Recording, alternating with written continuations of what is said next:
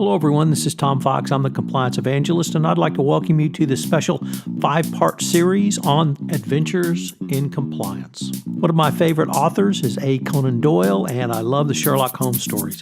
I see lots of lessons for the compliance practitioners in these stories. So I'm going to explore these over the next 5 days. I'm going to take a look at 5 stories and use those as introductions into a compliance or compliance-related topic. I know you will enjoy this podcast series. First, a word from our sponsor, the Compliance Masterclass. I'm pleased to announce a 2-day Compliance Masterclass, which is unlike any other compliance class currently being offered.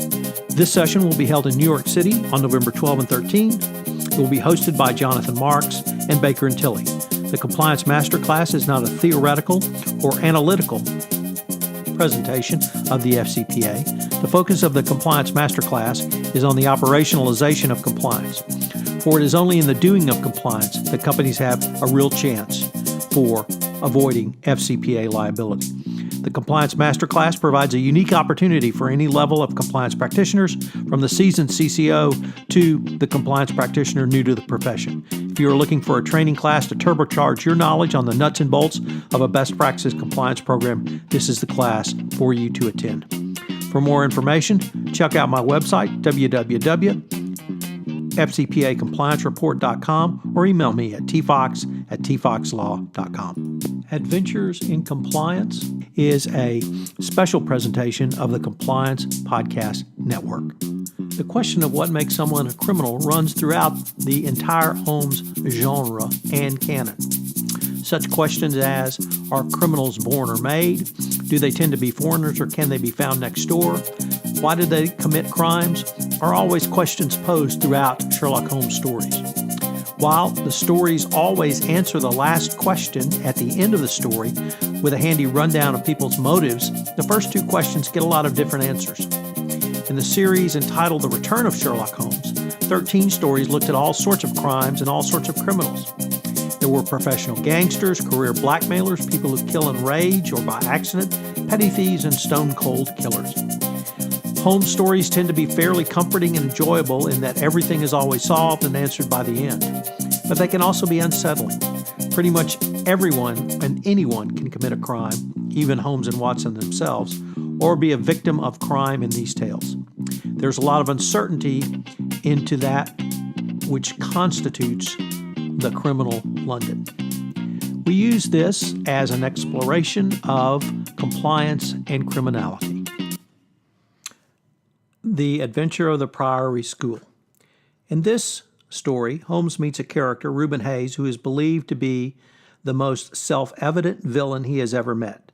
The tale revolves around the disappearance of a duke's son who is kidnapped by the duke's illegitimate son, James Wilder, who has in turn hired the most evil person, Hayes, to kidnap the lad.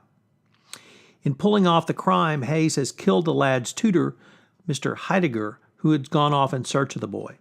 Holmes resolved the matter, and while Hayes swings for the crime, the illegitimate son, Wilder, is packed off to Australia. Rarely do employees and companies begin with an intent to commit criminal acts. Yet by the time they've engaged in criminal fraud, there has usually been significant damage to the organization. One might only consider the recent criminal indictment of Elizabeth Holmes, founder and chief executive officer of Theranos, and the company's former COO, Sunny Balwani.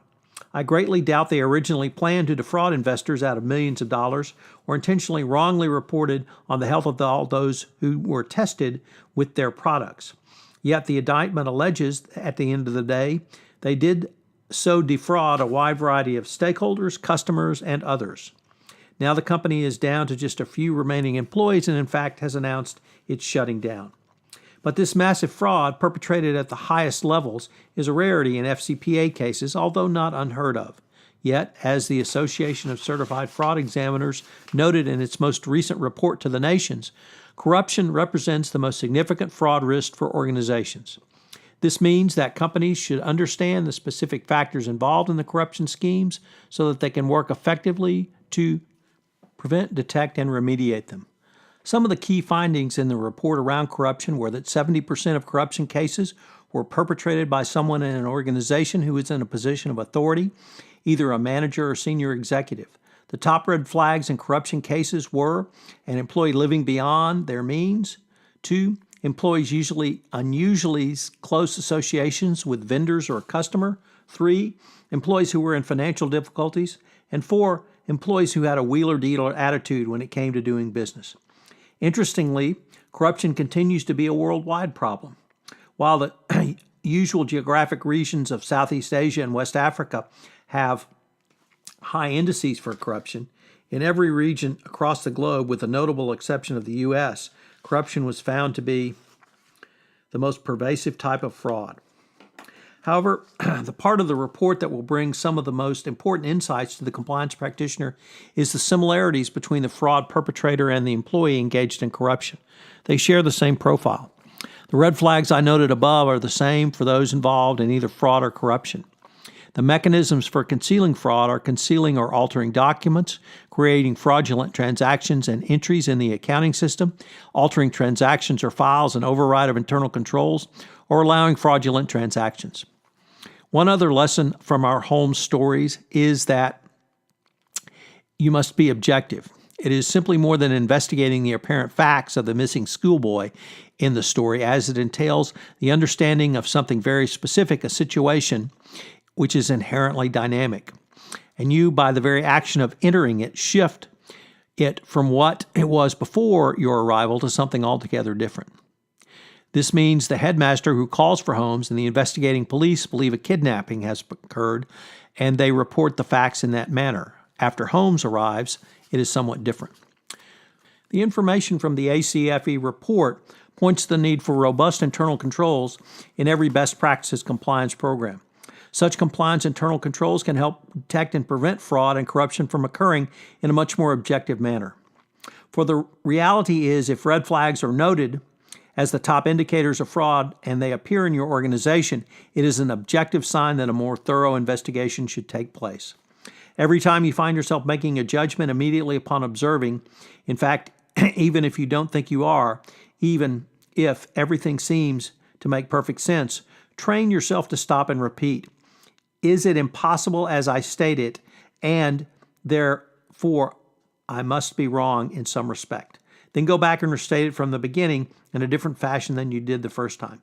You will see from it there are many errors in perception.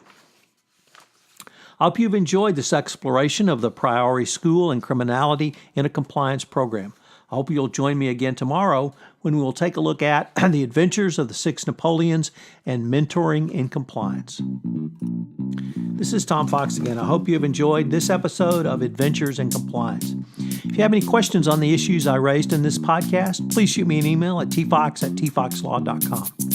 I also have a special request for you. If you've listened to this podcast on iTunes, I would greatly appreciate it if you would leave a review, as it would help in our ratings and help get the word out about this special podcast series. Adventures in Compliance has been a special production of the Compliance Podcast Network.